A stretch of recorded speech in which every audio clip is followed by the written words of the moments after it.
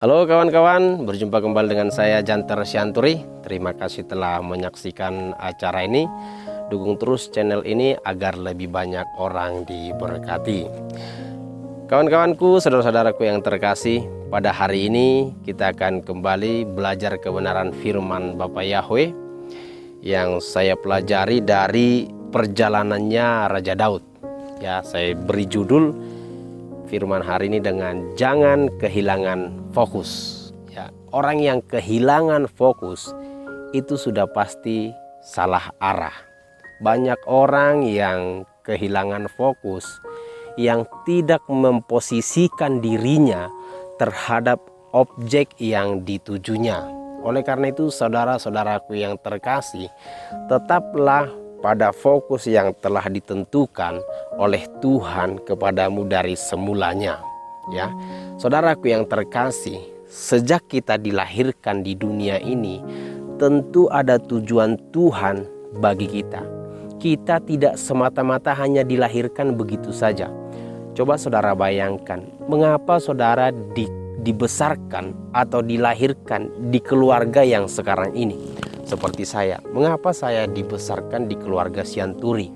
Saudaraku, mengapa dibesarkan dari keluarga Jawa, Sunda, Batak, Nias, dan yang lain sebagainya?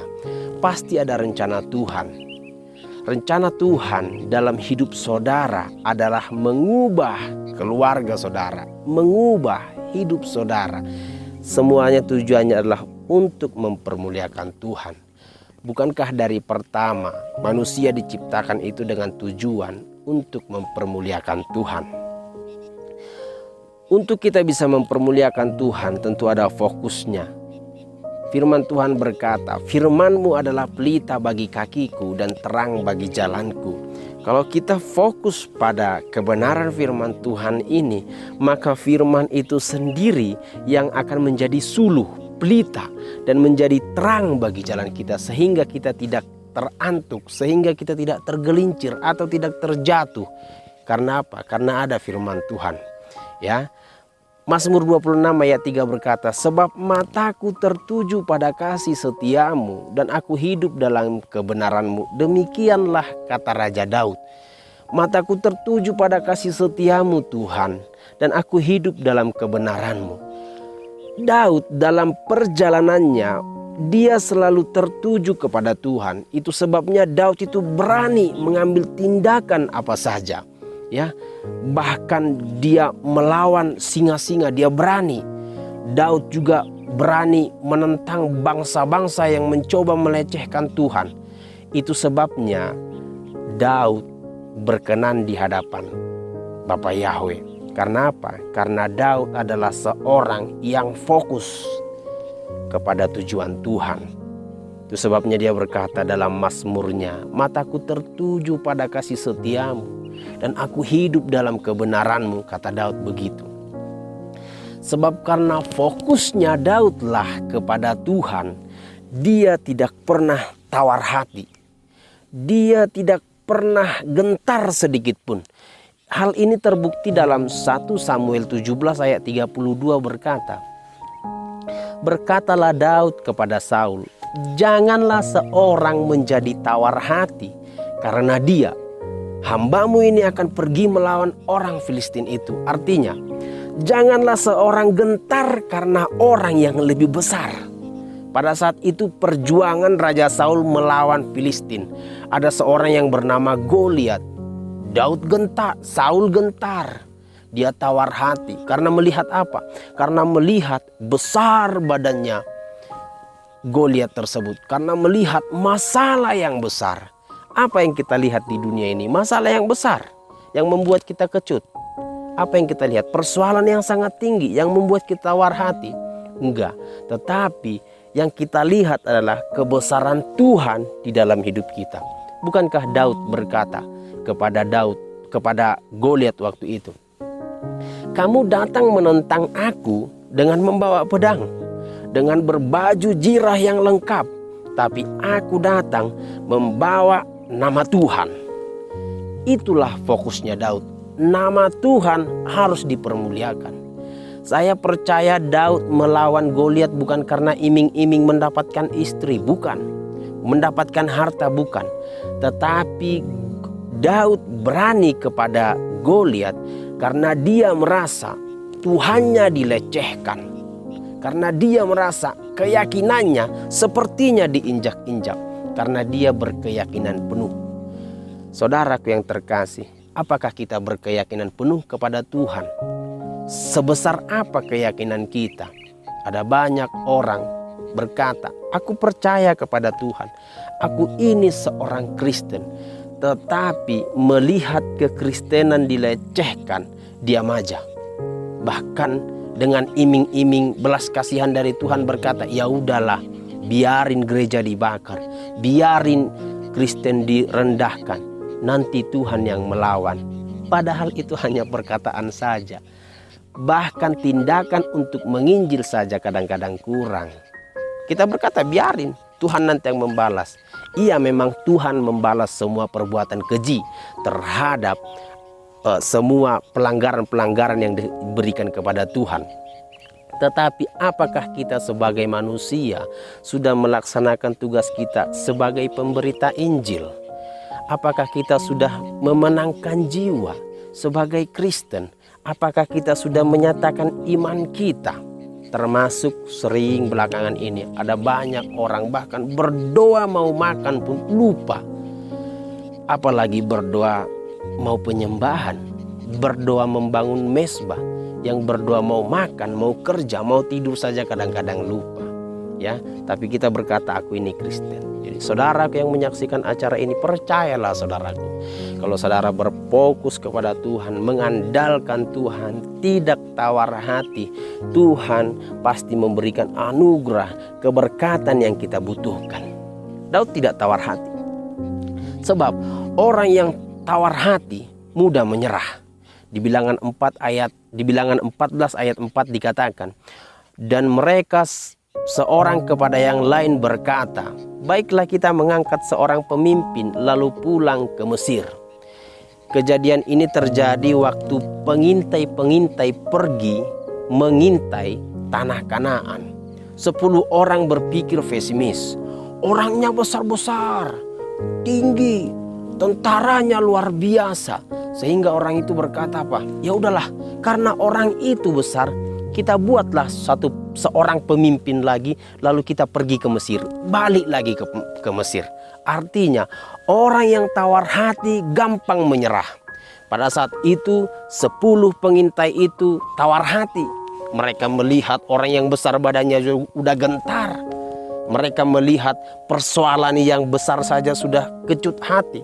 Tetapi untung saja ada 2 orang yang luar biasa, yaitu Yosua dan Kaleb, yang tidak tawar hati. Bahkan dia berkata, memang orang itu besar, memang tentaranya luar biasa, tapi Tuhanku lebih dahsyat dari mereka. Saya percaya Yosua dan Kaleb adalah orang yang fokus kepada perjanjian Tuhan kepada bangsa Israel. Perjanjian Tuhan kepada bangsa Israel adalah harus membawa bangsa Israel keluar dari tanah Mesir menuju tanah perjanjian. Dan itu pasti terjadi. Dan itu harus terjadi. Tidak mungkin janji Tuhan, tidak mungkin rencana Tuhan gagal. Itulah yang dipikirkan Yosua dan Kaleb. Saat ini saudaraku yang terkasih, apa janji Tuhan kepada saudara? Itu pasti terjadi. Apa kehendak Tuhan bagi saudara? Itu pasti terjadi. Jadi jangan tawar hati saudaraku. Biarlah semua permasalahan-permasalahan di dunia ini hanyalah sebagai permasalahan, bukan menjadi pokok untuk menggentarkan hati kita, membuat kita tawar hati. Karena orang yang tawar hati pasti lemah. Di Amsal 24 ayat 10 berkata, jika engkau tawar hati pada masa kesesakan, kecillah kekuatanmu. Kalau kita tawar hati pada masa kesesakan, kecil kekuatan kita. Kita udah sesak, tawar hati pula, wah makin kecillah kekuatan kita. Bangkitlah sekarang, katakan kepada jiwamu, jiwaku jangan tawar hati. Percayalah kepada Tuhan. Bukankah Mazmur 37 berkata, serahkan semua kekhawatiranmu kepada Tuhan, maka Dia akan bertindak. Fokus kepada Tuhan. Firman juga berkata, burung di udara tidak menanam namun memanen. Mereka bisa makan. Sehelai rambut kita pun tidak akan terjatuh kalau Tuhan tidak izinkan. Bukankah persoalanmu yang terjadi sekarang ini adalah atas seizin Tuhan? Jadi kalau semua seizin Tuhan, itu pasti yang terbaik bagi hidupmu. Biarlah saudaraku, apa yang terjadi sekarang ini menjadi pembelajaran bagi hidup saudara, bagi saya, bagi kita semuanya. Agar apa? Agar nama Tuhan dipermuliakan. Semua yang terjadi di dunia ini adalah tujuannya nama Tuhan dipermuliakan.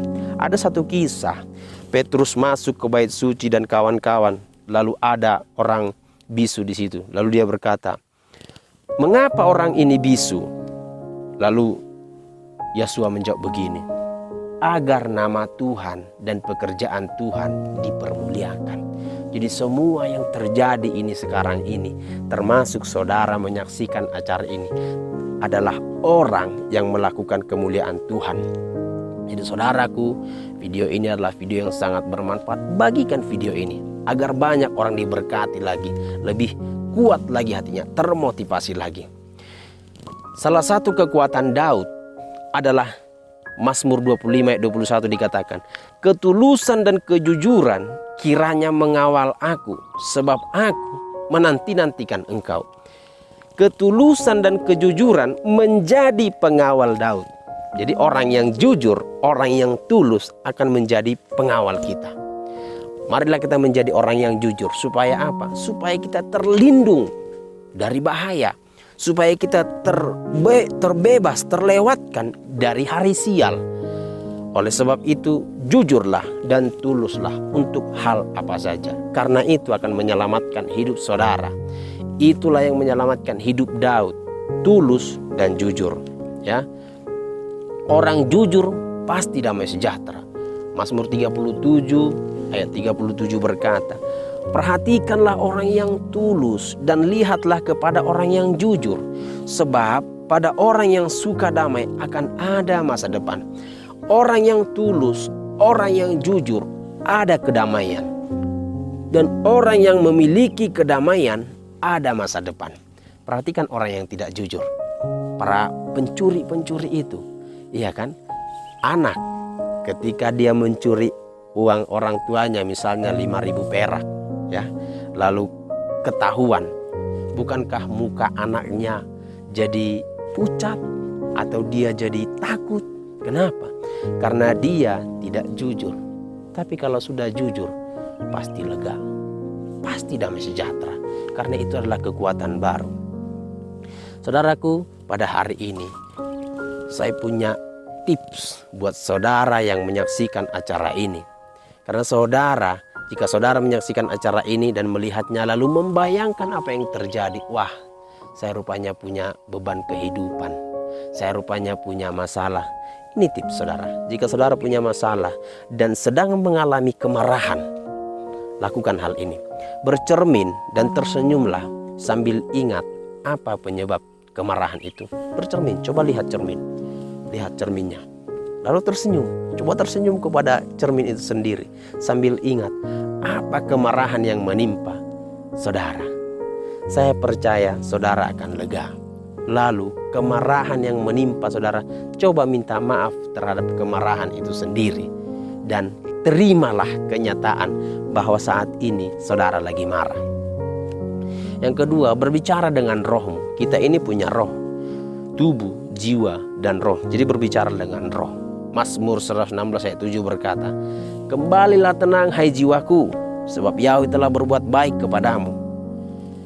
Kadang-kadang kita tidak tenang karena tidak memikirkan kebaikan Yahweh, kebaikan Tuhan. Padahal ada banyak kebaikan Tuhan yang terjadi dalam hidup kita. Salah satunya kesehatan, istri yang cantik atau suami yang tampan, pasangan hidup, ya, berkat, orang tua yang masih lengkap. Saudara yang lagi bersedih hati karena orang tuanya mungkin tidak ada lagi satu orang, ayah atau ibu, masih ada yang lebih bersedih hati sebab orang tuanya dua-dua tidak ada. Saudara yang bersedih hati karena pekerjaan menumpuk membuat saudara frustasi, masih ada yang lebih frustasi, yaitu mereka yang tidak punya pekerjaan. Saudara yang merasa flu, demam, sakit, sehingga membuat saudara frustasi, masih ada yang lebih frustasi, yaitu mereka yang terbaring dan koma, yang berbulan-bulan tidak bisa bangun. Jadi masih adakah saudara tidak bersyukur hari ini karena yang saudara miliki?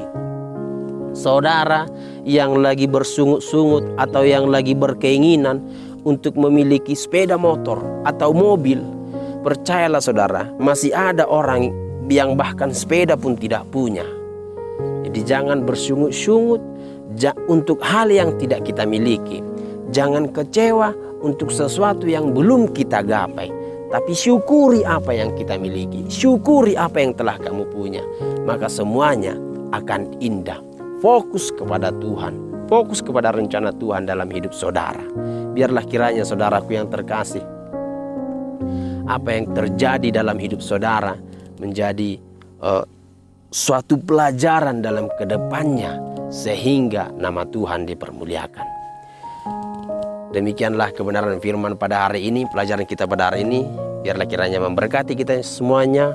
Shalom. Jangan lupa bagikan video ini, subscribe, dan kasih tahu ke teman-teman yang lain agar banyak yang diberkati. Bapak yang memberkati. Haleluya.